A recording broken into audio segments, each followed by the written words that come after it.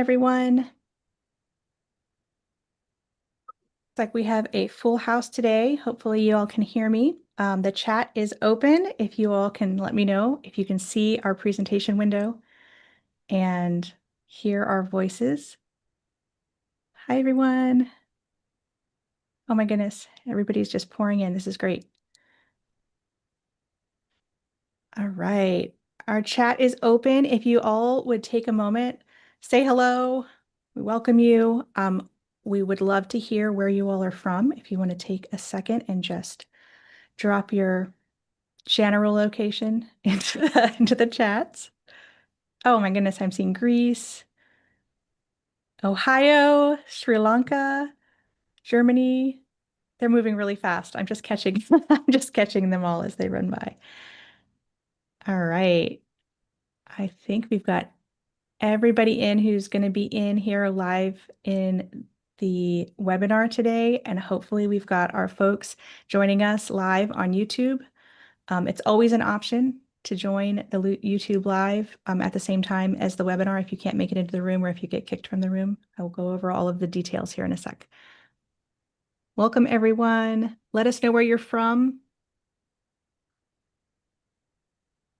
And we'll go ahead and get started. All right. Thank you, everybody, for being here. Today, Aptly is presenting Mastering Prompting Skills for Social Media Marketers. A few things to note. There's been overwhelming interest in this webinar. There are limited spots. We expect the event to be full. If you get disconnected, never fear. If you try to get back in, it actually will direct you to the YouTube live stream. So if the room is full when you try to get back in, you won't miss anything. Just go ahead and click over to the YouTube live. You'll be able to see the same program.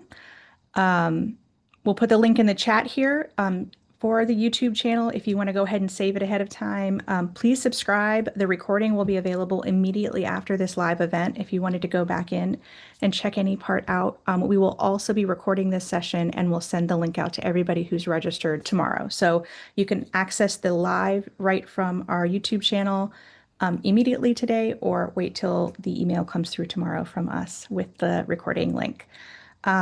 You can ask questions in the Q&A section here in Zoom. This month, we're doing it a little bit differently. The questions aren't visible to everybody right from the start, but we'll be receiving them behind the scenes. We just felt it was a little bit chaotic with the chat and the Q&A. We have a lot of questions that learners sent to us as part of the registration process.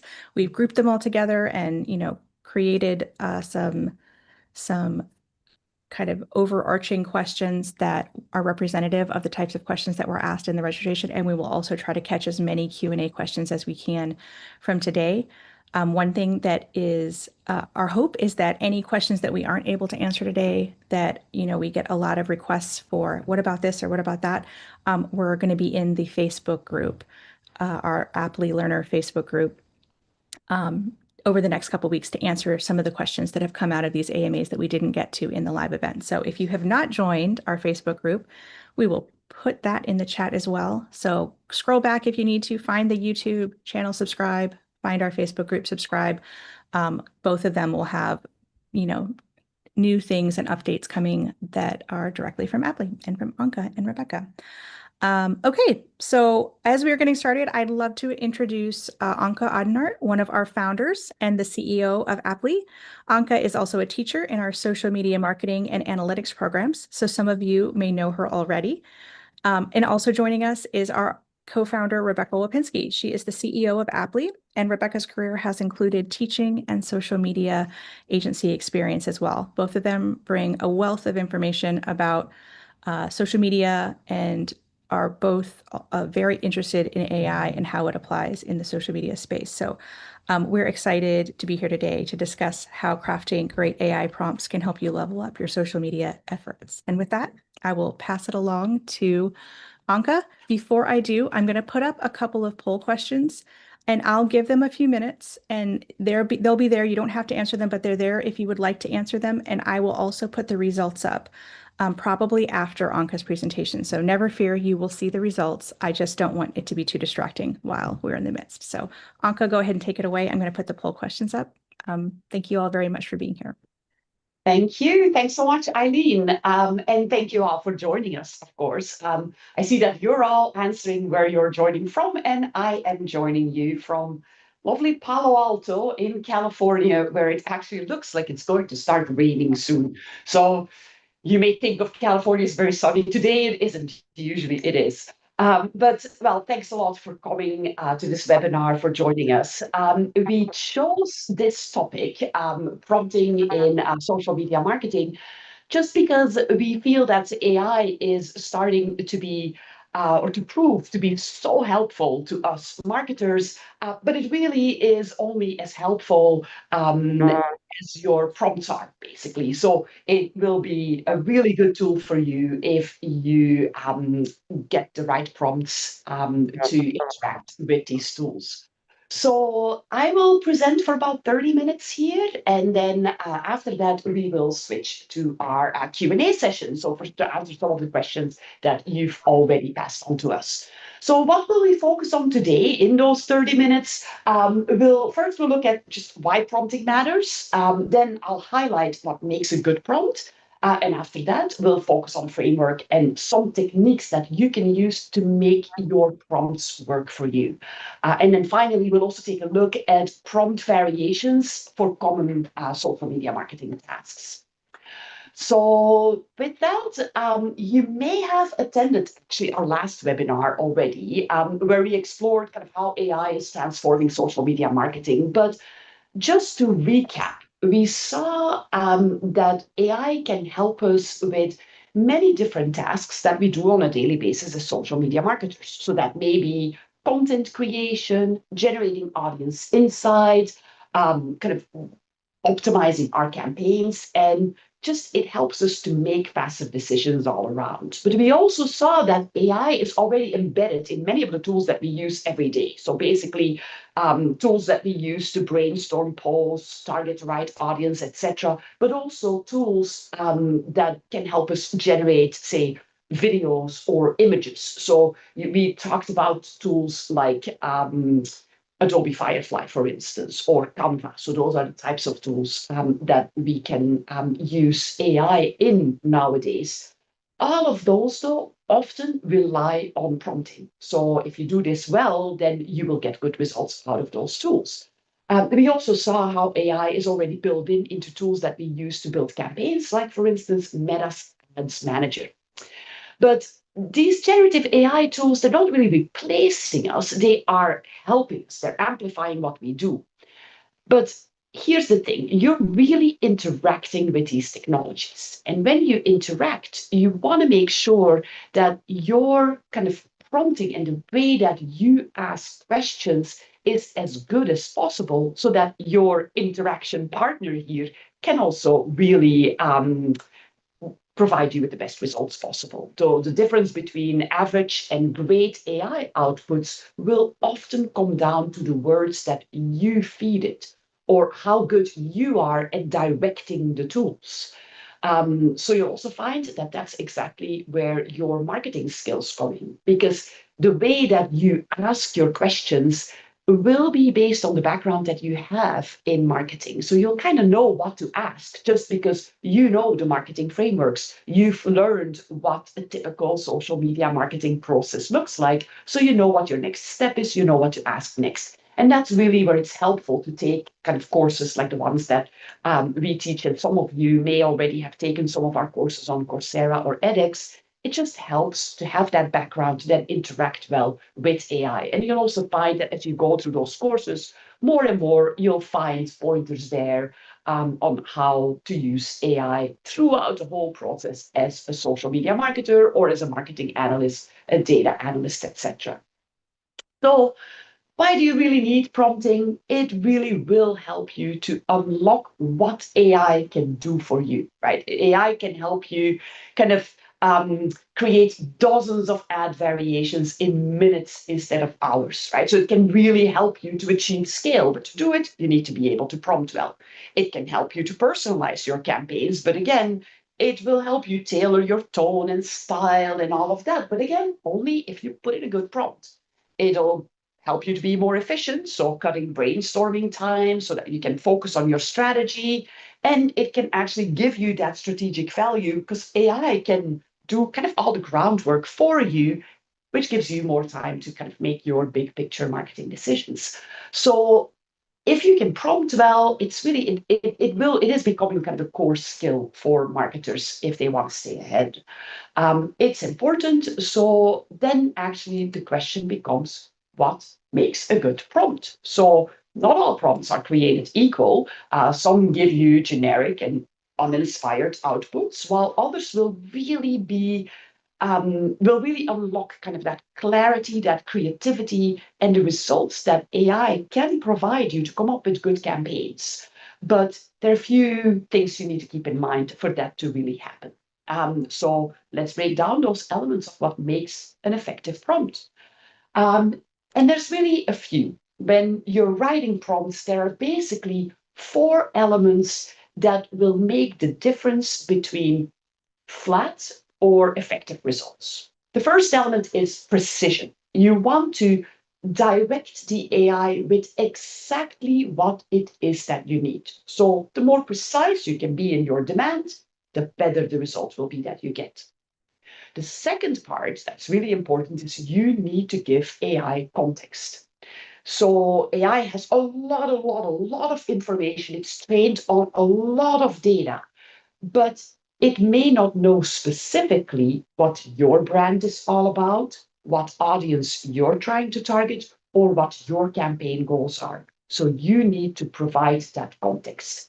And having that context for your brand is very important. We talked about that a little bit last time. AI can actually help you to specify or kind of put boundaries around your audience, your target audience, or your marketing goals, or kind of help you be clearer about what your brand really stands for. But that information is essential in the context that you provide AI so that it has a good kind of framework to work in to help you achieve your best marketing messages or help you analyze your data, etc.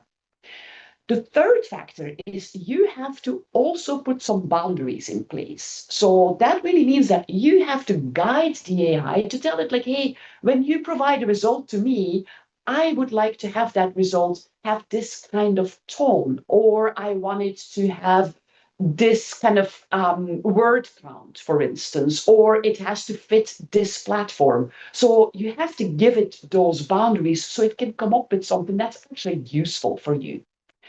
And then the fourth factor is really, it's a slightly different factor here, but it really is exploration.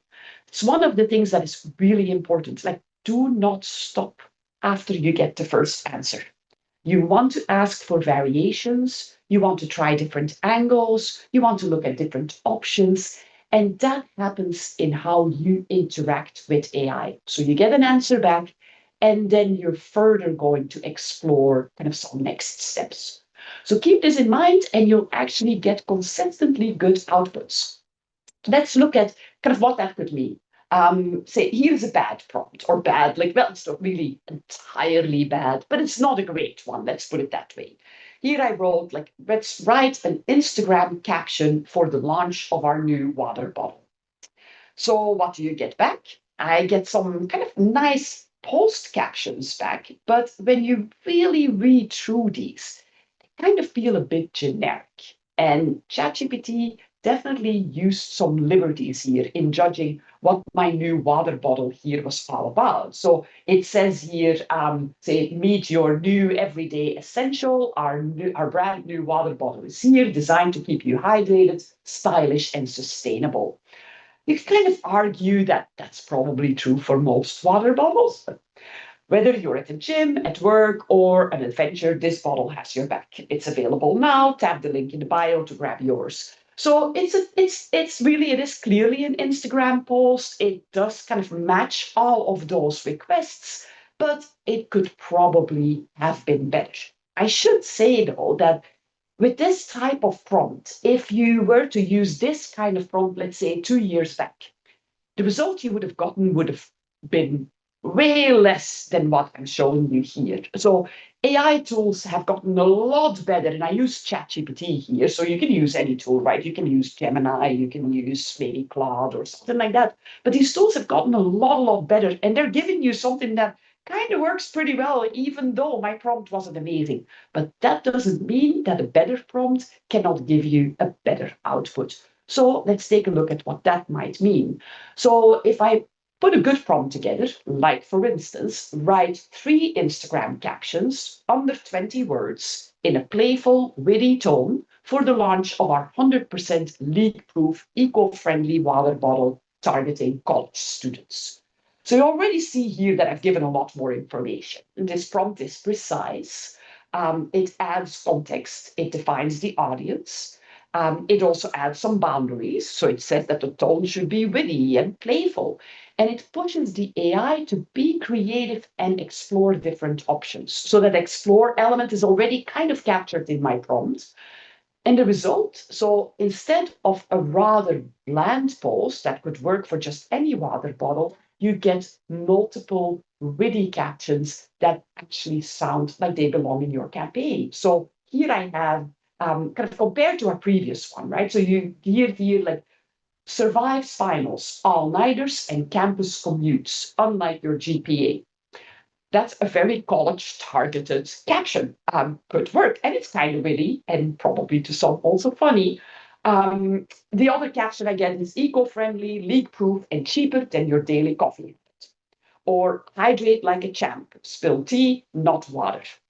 So there are like so these are kind of a little bit more. They use some wordplay. They're more in the language of what a college person would look for, and it really plays on that 100% leak-proof element. In my bad prompt, I'd forgotten to kind of give them that information, so the specifics about my product weren't even really there. So that's kind of where some of these elements of good prompting versus not so great prompting come in. Now you may wonder, like, well, but if I'm going to do this every time, like, how do I make sure that my prompts are actually such that I get the best results out of that? And I, as you've probably seen in many of our courses, I like to use frameworks. Like, if I have a framework or a blueprint, like something that I can use over and over, that just helps me stay on target. I like those. So we have a framework for prompting as well. And the framework that I personally like to use is just the CCC prompt framework. It's an easy thing. It kind of reflects what we've just talked about in terms of good prompts versus bad prompts. But here's what it really does. It says if you want to create a good prompt, you'll need context, a command, and you need constraints. I usually, in my prompts, I like to start with context. I give the AI the brand background, the target audience, and my campaign objective. These are the things that usually, if you put your social media marketing strategy together, we typically walk students through the steps that you need to take to do that. And a lot of that involves, like, first, reflecting on your brand background. What's my brand all about? What is the kind of the brand story? What's my logo look like? What are my brand values? What are the colors and the fonts that I like to use? How does my brand like to talk? So all of those things we reflect on. And usually we put that all in like our brand guidelines. So we have some background around our brand. Then we also do a lot of work around defining your target audience, because ultimately we know as marketers that you cannot really appeal to everyone. That's not the idea of marketing. You would love it probably, but it's not really what we're all about. We want to really speak to our specific target audience. We believe there's an audience out there that wants our product, that will benefit of our product, and that's our target audience. And then we have our campaign objective. We know what we want to achieve, whether that's with a paid campaign or with an organic campaign. We've got some goals in mind. So that's our context. So that's the first part that's really important. Provide context in your prompt.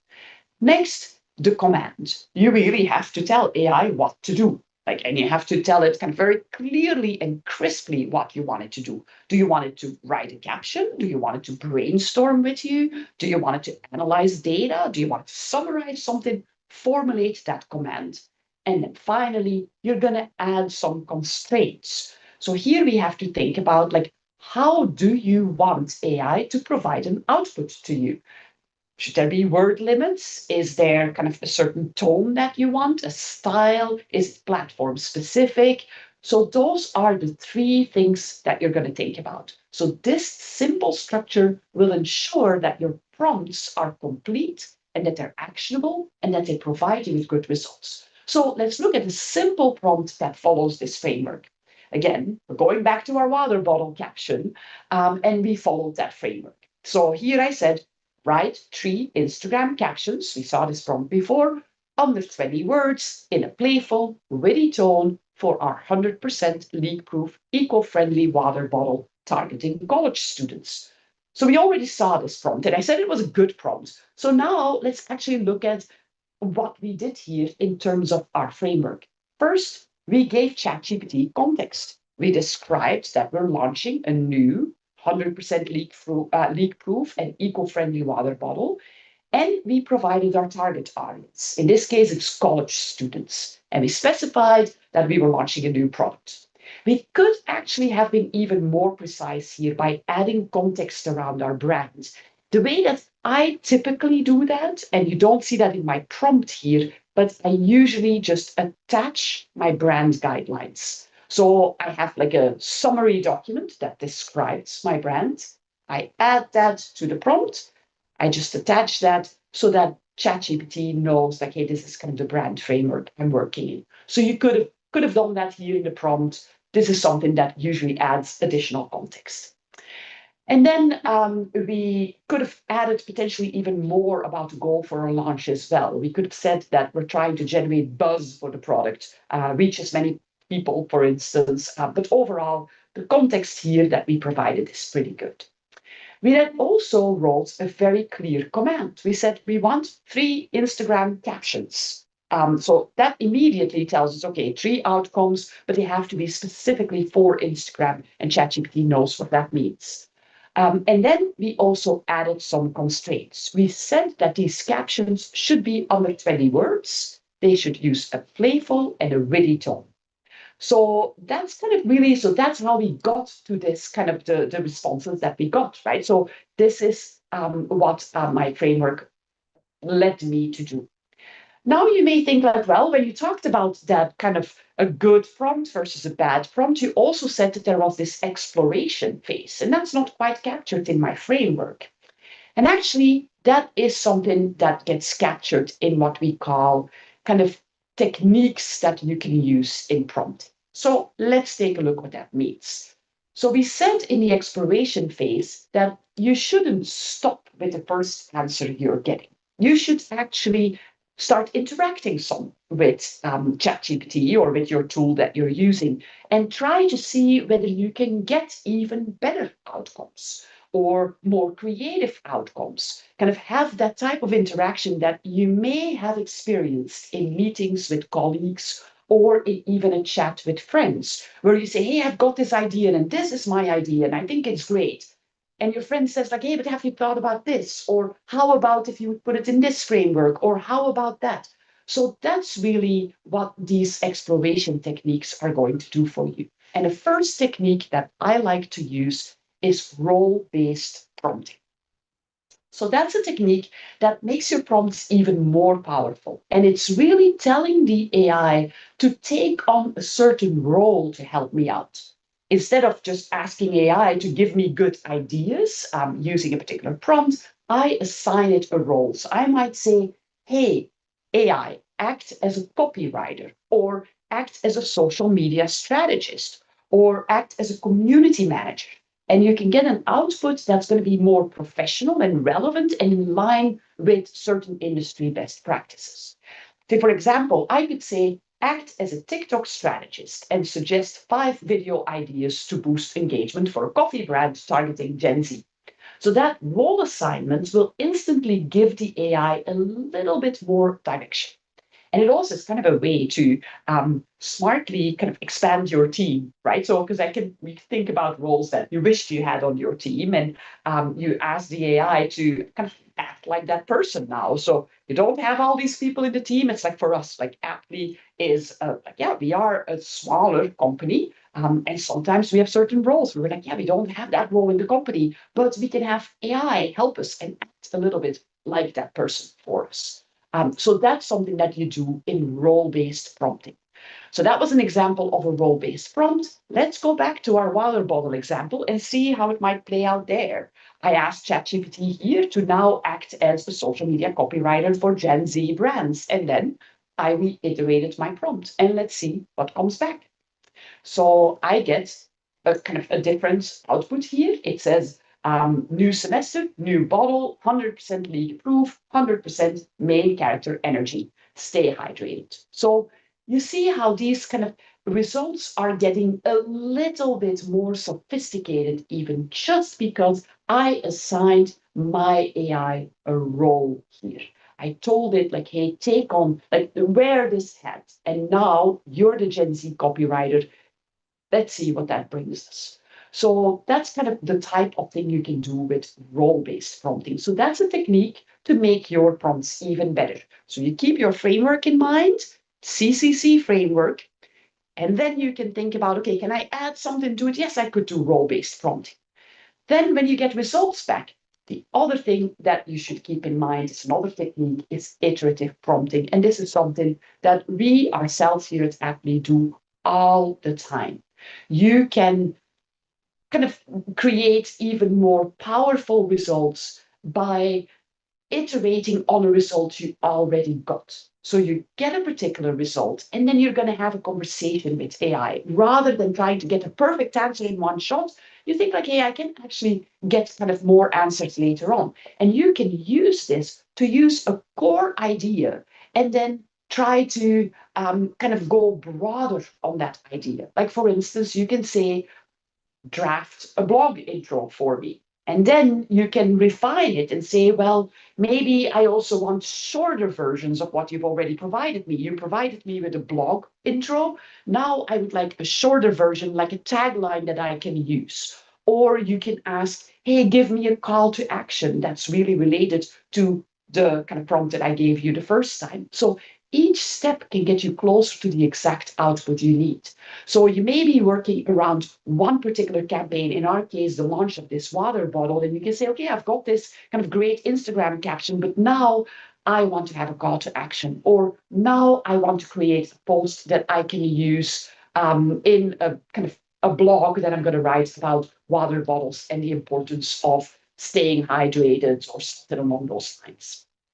So let's see how this could kind of work out for our water bottle example. Here, what I did is I said, well, just give me 5 more options that use humor and wordplay. So that's another thing you can do. You can just say, hey, I got some Instagram captions here, but I just want to get more. So you can ask it to provide you with more and get more options out of AI. So that's kind of a way to further iterate on the result that you already had. Or you could also say, now shorten these to under 12 words and make them punchier. So that's again something that AI can do for you in iterative prompting. And I get punchier taglines. So another iteration on the first prompt that I've given it. Or I could also say add 2 hashtags for each caption to boost discoverability among college students. And actually, you can see what I've done here. I said, I want hashtags, but these hashtags should boost kind of the discoverability, which means like these hashtags should relate to the stuff that's trendy among the college audience, right? And that's exactly what ChatGPT comes back to with me here. So I get kind of new elements that help me to make my captions even better by iterating on the prompts that I gave it first.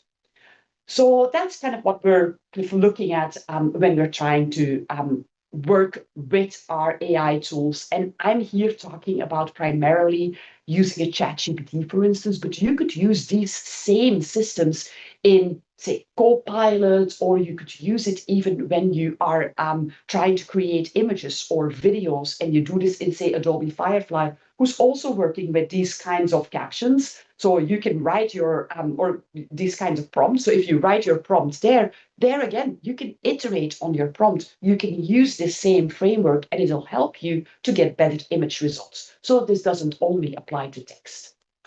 Now let's look at some of the common tasks that we go through as social media marketers, things that we know we have to do, and let's see how prompting and this framework can help us. So one of the most common uses of prompting in social media marketing is, of course, for copywriting, as we just showed, right? So a good prompt can give you multiple variations that you can test, refine, adapt. So it saves you hours of time generating new ideas. You can think of AI as kind of your fast, always available copywriter, really. And you can still choose what the best kind of copy is for your post, but you've got an assistant there in AI. Again, for copywriting, our CCC framework works really well. So here I just show an example. This is a different one from the Instagram example we had. So for instance, I can say write 5 LinkedIn headlines for a B2B webinar on AI in personal finance, for instance. Again, here, the context is that we're creating LinkedIn headlines for a B2B webinar on AI in personal finance. I should add a brand here. I should add the target audience here. And then the command is clear. So write 5 headlines. And then there are some constraints here. Should be kept professional, concise, and under 12 words. When it comes to copy, so when you're using the CCC framework for copywriting, constraints really matter a lot. So that's really where you're going to say word count, the tone you want, the platform fit. That's really important for the copy. So without those boundaries, AI will often give you something that's too long or too casual, not really usable. So as a copywriter, you really need to think about, okay, what boundaries do I put in place? So that really matters a lot here. You can also prompt for visuals. So AI can help us with visual direction. While you may not design kind of every asset directly with AI, you can use it to brainstorm creative ideas. You can mock up concepts or brief your design team. Or you may decide to create images and videos with specialized tools like we mentioned, like for instance, Adobe. When you do this, you could use a prompt like, for instance, generate 3 Canva-ready concepts for an Instagram carousel for sunlux on summer skincare tips. Highlight visuals over text. And again, here you can attach your brand guidelines to make sure that the AI knows what the Sunlux brand in this case is all about. So you give it all of that information. You can also attach if you have it, your audience persona, so that AI can really target this to your persona. And then you can ask AI for the visuals, and your CCC framework is again just as helpful. So here the context is critical. Is this an Instagram carousel you're creating? Is it for a TikTok video, YouTube thumbnail? What's the brand's look and feel? Without this, AI will just give you designs that might be totally off brand. So the command is simple, generate 3 concepts, and the constraints make it actionable. So it should be Canva ready in this case, visual first, not text heavy. So for visuals, the context is going to usually be kind of the make or break element in the CCC framework. So the more brand details and audience cues that you add, the more usable kind of the creative will be that you get back. Then you can also prompt for engagement. And engagement is really where you are seeking interaction from your audience. So that's where AI can help you again to scale kind of your community management. Context here is that kind of in this case for this post, I can, for instance, say my prompt is suggest 5 witty one-line replies to a customer who just posted a picture of our sneakers. The context here is that the customer posted about the sneakers on Instagram. Again, ideally, your brand guidelines are attached. Maybe your audience is attached as well. And the command is to come up with 5 one-line replies, but the constraints are especially important here. Replies should be witty, short, and consistent with the brand tone. So here again, constraints really matter. So in the CCC framework, if you think about community management tasks, often the constraints will be really the most important part of the prompt. You set the tone, you say kind of what kind of tone you want, how you want to respond, so that any of your responses are not off-brand or insensitive or too formal, too informal, kind of depending on what your brand really is all about. And then you can also prompt to analyze data. So you may be working on analytics and reporting, and that's again where AI can come in and be super helpful for us. So one of the prompts that you might use here, for instance, is summarize the top 3 insights from this engagement report, which you then attach and suggest action items. So the context here is the actual data or the report that you provide, right? So you attach that, and then AI cannot invent in insights. So you really have to give it the data, right? So it has that, and then it will work through that. And you've clearly put a command in that said, identify the top 3 insights and suggest action steps for me. And the constraints here are they help to ensure that the business or the output that you get is kind of business ready, right? You want it to be concise, plain language, easy to share. So you can add those elements as well if you have some desires like that in terms of the output that you get. So in analytics, the context is going to be really what matters the most. So the better the data you provide, the sharper and the more actionable your results are going to be. So that is kind of a typical, like a typical point that most of analysts will recognize. So you know that the better your data that go in, the better the insights are that you're going to get. So definitely make sure that you use all those reports, etc., that you get from all your marketing actions. So with that, let's kind of sum up what we've gone through. We've seen how prompting is important to get the most out of AI in marketing, and how a framework like CCC can give you really reliable results. Techniques like role-based prompting or iterative prompting can then help to further sharpen those results.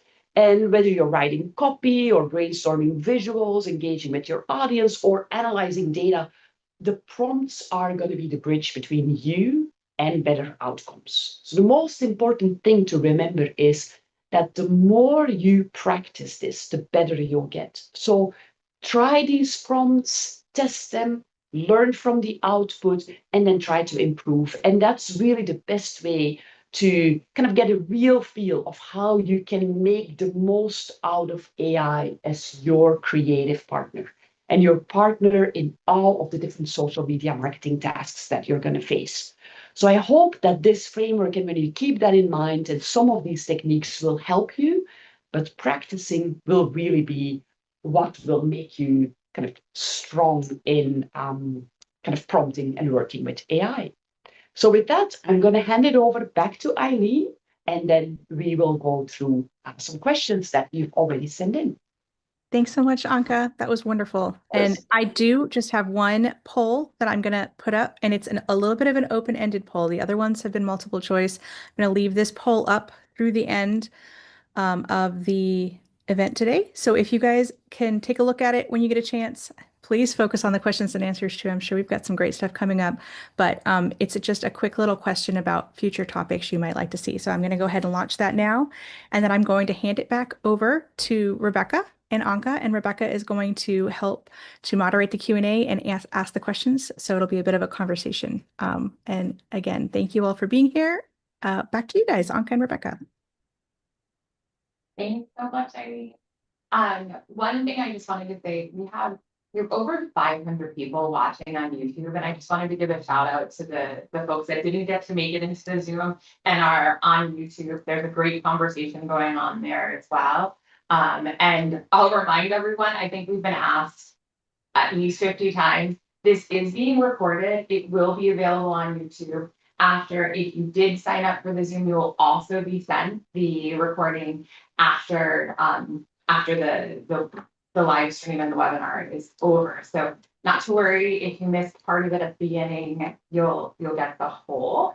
And so let's go into some questions. So we did ask in our Facebook group. So if you're not a member of our Facebook group, join now. In our Facebook group, in our communities, in our online classes as well, we asked for people to send in questions ahead of time. So we're going to go through some of those questions first, and then we'll also look at the Q&A within the live stream as well. So one of the questions, and this is kind of like a summary of a lot of them, it could strong prompting skills eventually become as essential as copywriting or data analysis in marketing roles?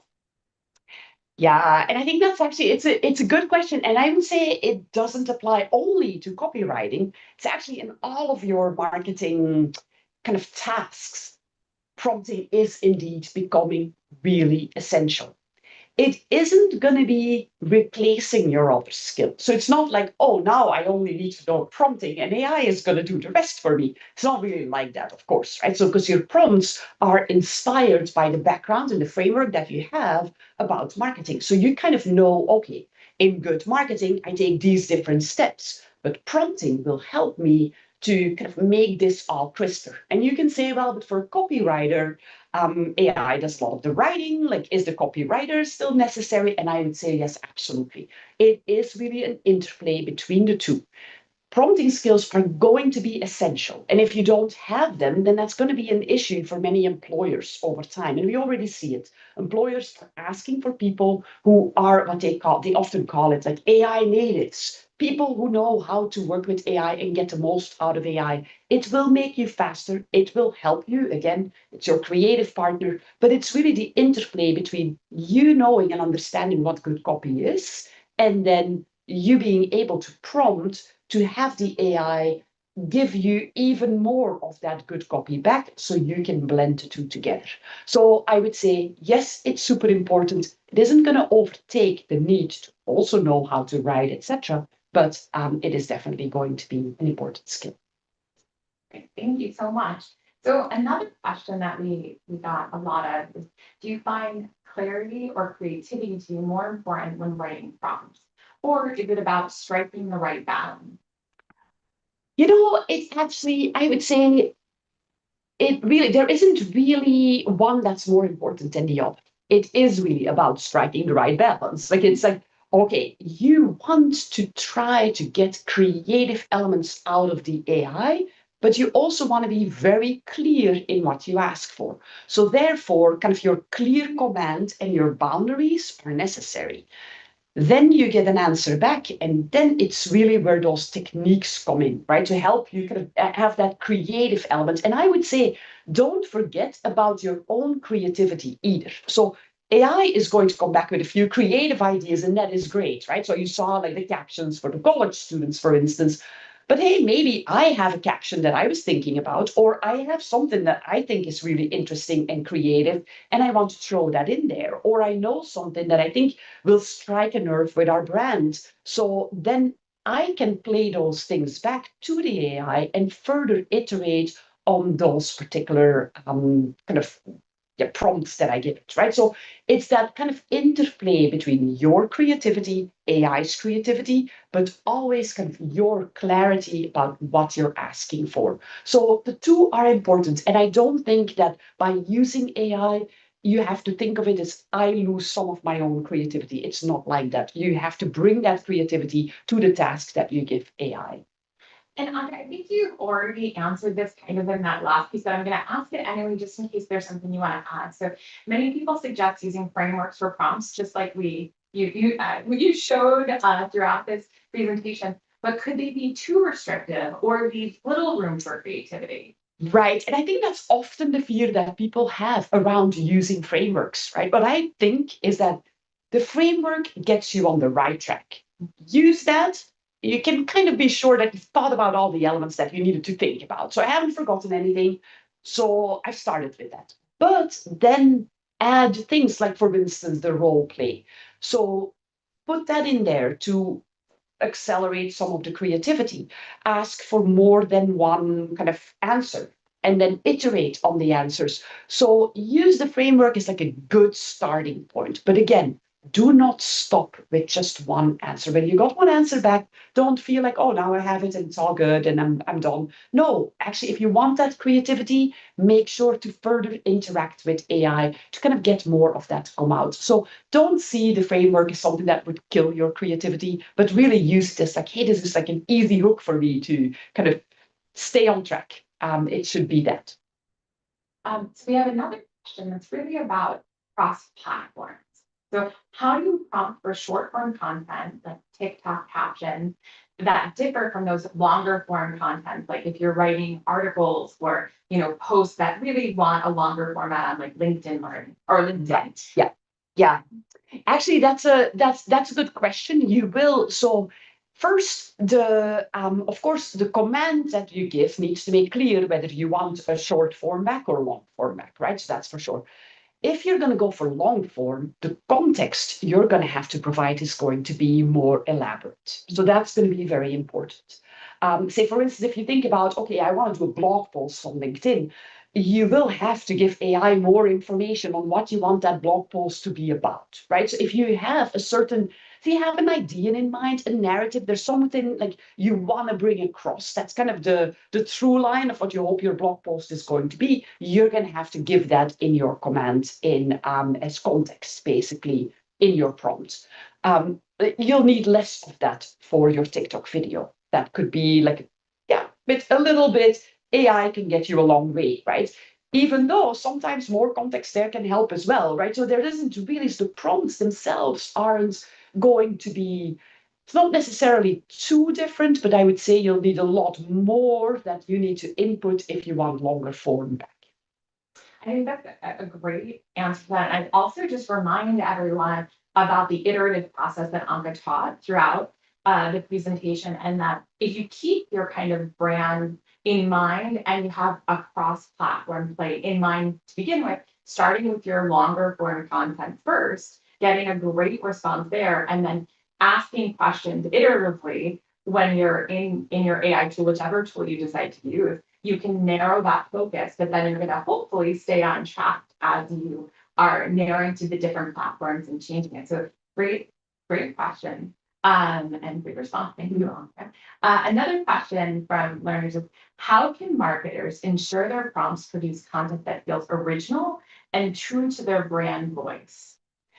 That is again where a brand guideline comes in, right? So what you want to make sure is that before you start interacting with AI, that you've thought through what you want your brand to stand for. So it's an element of creativity that kind of comes in there. You typically kind of know what you want a brand to reflect. And a lot of that also relates back to your target audience. So you really have to think about, okay, who am I trying to appeal to? This is the group that I think needs my product. Now, I know I want to appeal to them, so what are the types of things that typically appeal to these people? Then, mixed with my own creativity, I'm going to come up with my brand story. What is my brand all about? What does my brand stand for? What are the colors that my brand uses? What is the type of tone my brand typically strikes when it talks? And then, what are the colors, the logo, etc., right? The font. All of that typically goes into a document. You write all of that down. That's your brand guideline. And that brand guideline is what you then upload to AI in ChatGPT or in Gemini, or you just attach it. You attach it as a file, it will read through it. So it is kind of tuned to think like your brand.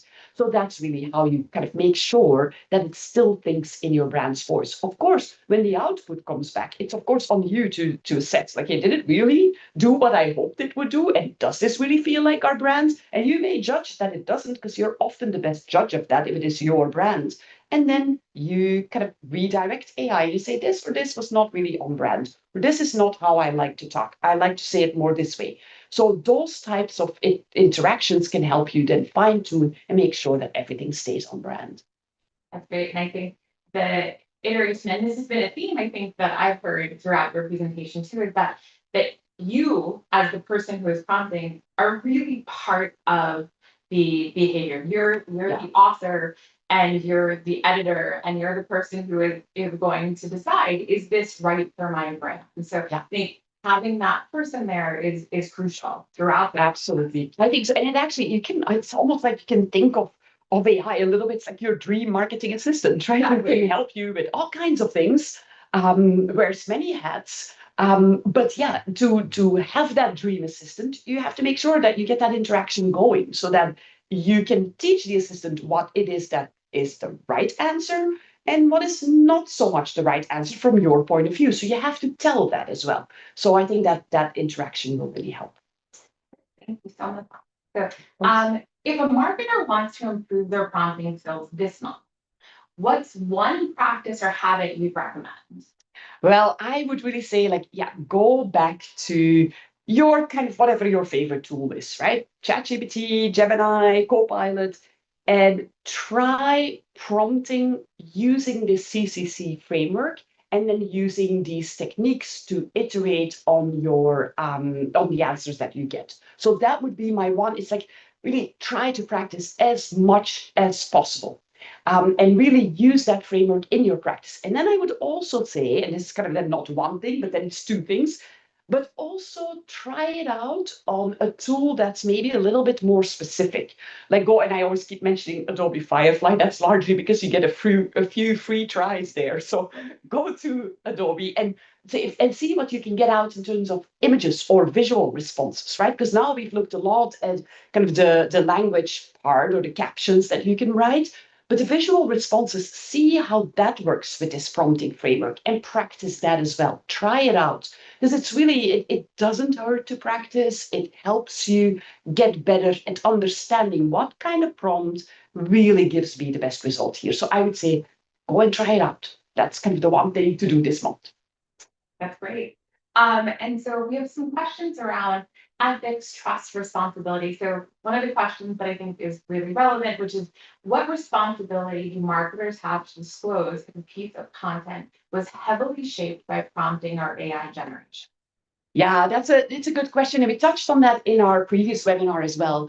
It's actually, so using AI in marketing is very common. So it's not like you have to be embarrassed that you used it and you therefore would like to hide it. That would not be the right practice. The right practice is to actually, if you have a result that really you would say is almost entirely generated by AI, then flag it as such. If you have written a blog post where you got a lot of help from ChatGPT, then it's fine to say so in the in the kind of footnote or something like that. There's even platforms like, for instance, in Meta, you'll find that if you post something on Instagram and it is largely generated by AI, you can add a label to your post that reflects that.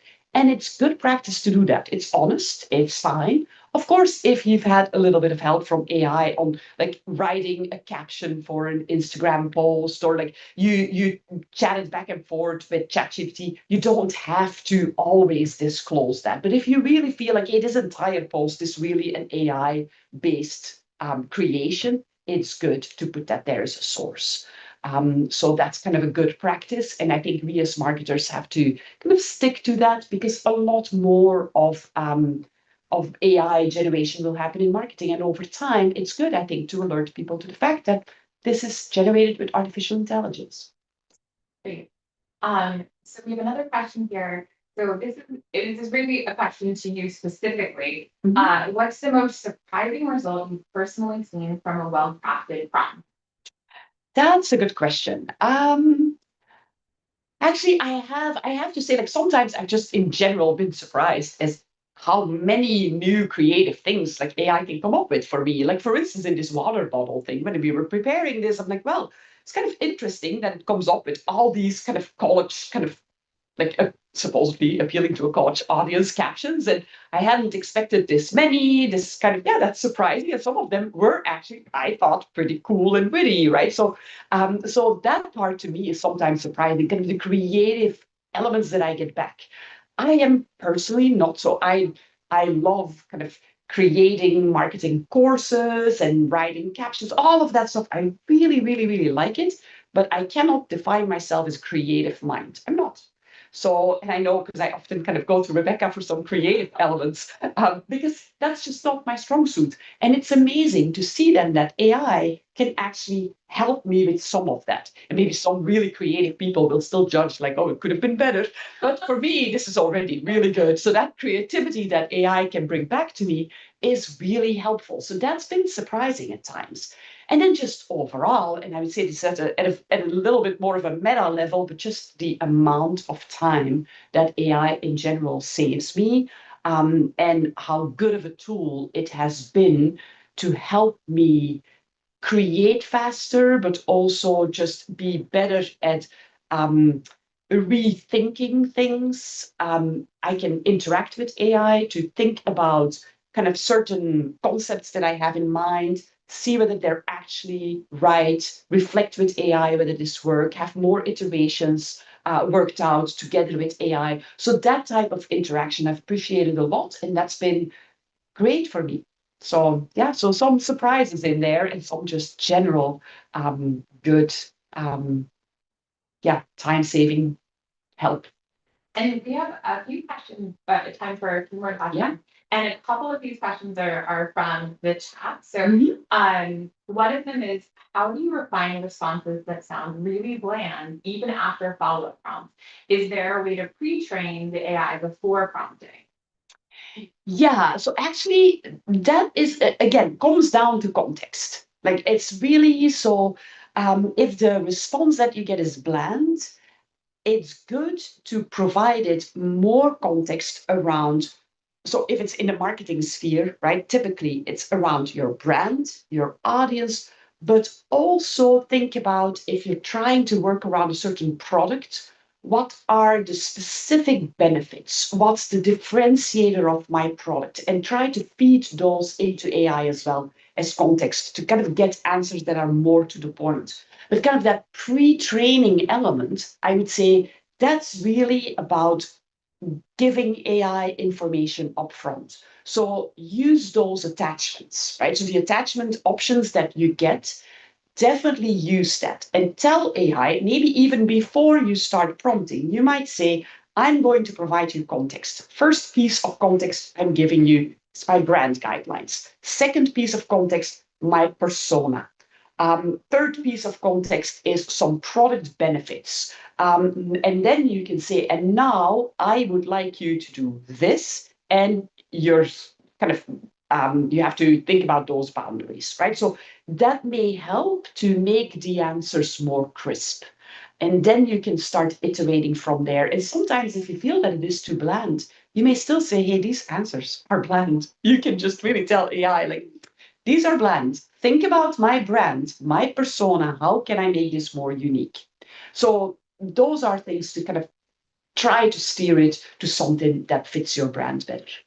Another thing that I like to do when I'm prompting, if I'm really stuck and I'm just not getting it, is find other brands that I feel are like inspirational or are hitting the mark in their social or their advertising. Yeah. And then give that as an example to the AI. Say like, here's some brands that I think have a fantastic tone. Can you articulate what the tone and voice is for me? And maybe it's just a little different than what I had in my brand guidelines. Maybe I can tweak the response that way to help prompt a little bit more refined. So asking AI like and giving it feedback, like you said, Anka, like saying, these are bland, I just don't like them. Can you give me some other options? I think are really great tools. And I know we talk about this a lot, that we're very conversational with the AI. So as we start to iterate, we do say things like, oh, that was a great response. And it's incorporated, I believe it's incorporated into the thread. So it knows that that one was really good. And maybe it's going to do a little bit more like that, or this one wasn't really hitting the mark. Let's see, I think we have time for one more question. Eileen, I'm looking to you. Is that fair? Okay. So we have a few questions, but they're all kind of under this theme. So one of them is about verifying if the hashtags or trends are actually trending, with the audience or group, or what's the impact and reach. All of these, I would say, are really about kind of like what's on you to figure out, like how much do you trust the AI versus how much do you take what it's telling you. Just kind of firsthand and then use it. So I'd love to hear your thoughts on that. Absolutely. And I think that's still something that you have to keep in mind. So all the output you get, you do have to double check to make sure that it is correct. So as it goes for trending hashtags, yes, do check whether they actually are trending, and also check on what the trend entails, right? What do you see when you type in the hashtag, and do you want to be part of that, right? Is this really the right one? Is it right for your audience, etc.? I'd also say, like, when it comes to trending hashtags, sometimes it's a good idea to prompt specifically saying, like, hey, give me hashtags that are helping me for discoverability, for instance, and that are trending right now on Instagram or that are trending right now on TikTok. And it will then go out to the web to search for those, right? So that's kind of a good practice. But once you get them, do make sure that they actually are right. And this goes for other output from AI as well, right? Whether you may use it for very different reasons and something that's not marketing related, yeah, it still makes mistakes. The models that we get are getting better and better and better, and they're amazing, but it still makes mistakes. Sometimes they even hallucinate, right? So you do have answers that may not be entirely what you would like. So there is still some responsibility that comes with it to make sure that everything is correct, and hashtag is something that you do need to check indeed. Yeah. Great, thank you so much. Yeah. I'm gonna hand it back over to you. Amazing. Thank you both. Anka and Rebecca, thank you for your knowledge and for sharing with the group here all of these really insightful answers to the questions that our learners asked. And everybody who joined, thank you guys so much today for being here. You all asked amazing questions. I loved seeing all the activity in the chat. And we had an equal amount, if not more, folks join over on YouTube as well. So this is an exciting event to get to hold, and I know that we're going to plan future events. So keep an eye out. If you've opted in to hear about news from Aptly, we will definitely be sending out some future events for you to join. If you join the Facebook group and our YouTube channel, you'll hear about future events as well. And the recordings, of course, will be sent via email tomorrow. So you can catch the live recording on YouTube immediately after this event ends. And thank you, everybody who answered the poll. It's been open for about 20 minutes now, and we have about 183 suggestions for future Aptly learning event topics. So we will absolutely consider them all and figure out what our schedule is going to look like for the end of this year and heading into the new year. So thank you, everyone. We appreciate you all. And thank you to the team here as well at Aptly for helping to maintain order in these rooms and keep these emails going. Thanks, Anka. Yeah, thank you very much. Thanks, everyone, and thanks to the team, because it takes a bit to get this up and running. So thank you. Bye, everyone. Take care. Thanks. Bye.